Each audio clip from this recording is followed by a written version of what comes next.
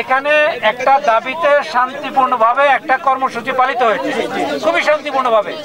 এই জন্য শিক্ষার্থীদের প্রতি আমাদের তরফ থেকে কৃতজ্ঞতা। এখন তোমাদের উদ্দেশ্য কি, যে এই মেসেজটা সরকারের কাছে পৌঁছানো নাকি? এটা পৌঁছাবে কে?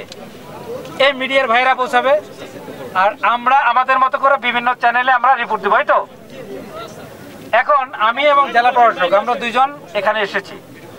আমার মনে হয় তোমাদের তো নিশ্চয়ই একটা রিটার্ন একটা আছে, স্মারকলিপির মতো আছে, সেটা তো আমরা নিয়ে যাব। পাশাপাশি তোমাদের মধ্যে একজন সুনির্দিষ্ট করে 1 মিনিট বা 2 মিনিট কেউ একজন বলো যে এই আমাদের বিষয়,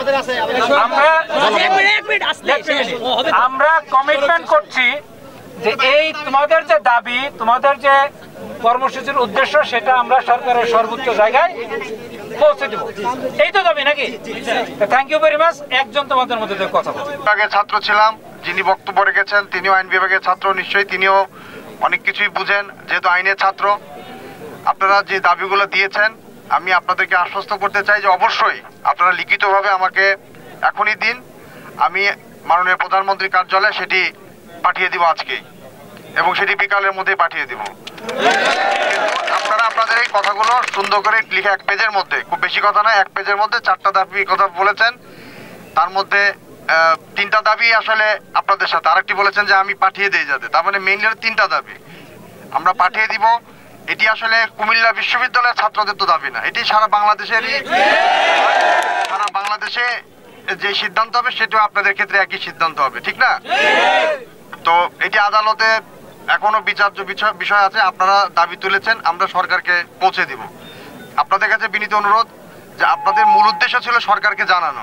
আমি মনে করি সেটি অবশ্যই আপনারা সফল হয়েছেন, কারণ আজকে আপনারা এখানে এসেছেন, আমরা এসেছি সরকারের প্রতিনিধি হিসেবে, আমি এসেছি, পুলিশ সুপার মহোদয় এসেছেন, জেলার সর্বোচ্চ দুজনই আমরা এখানে আছি, এবং আমরা আপনাদেরকে কমিটমেন্ট দিচ্ছি যে আপনাদের দাবিগুলো আমরা সরকারের সর্বোচ্চ পর্যায়ে আমরা পৌঁছে দিব।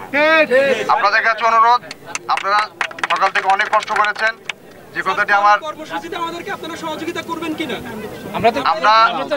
আমরা নিয়মতান্ত্রিক যে কোনো বিষয়ের সাথে আজকে কি আপনাদের কেউ কিছু করেছে বলেন? কিন্তু আমরা একটা জিনিস যে কথাটি আপনারাই উপলব্ধি জেনেছেন, লাইফলাইনের কথা বলছেন, ঠিক না? আপনারাই কিন্তু বলেছেন যে লাইফলাইন, এটা আজকে আমার আপনার সবার উপরে কিন্তু ইফেক্ট পড়ছে, এটা দেশের অর্থনীতির উপরে ইফেক্ট পড়ছে, ঠিক না?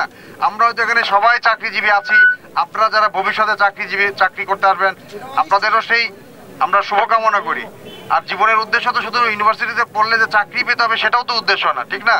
আমাদের সবকিছু চিন্তা করতে হবে, দেশের কথা চিন্তা করতে হবে, দেশের অর্থনৈতিক কথা চিন্তা করতে হবে, দেশের সার্বিক মানুষের কথা চিন্তা করতে হবে। আপনারা নিয়মতান্ত্রিকভাবে যে কোনো কিছু করবেন, আমরা অবশ্যই আপনাদেরকে নিয়মতান্ত্রিক এবং শান্তিপূর্ণ যে কোনো কিছুর সাথে আমরা অবশ্যই আমাদেরকে পাবো।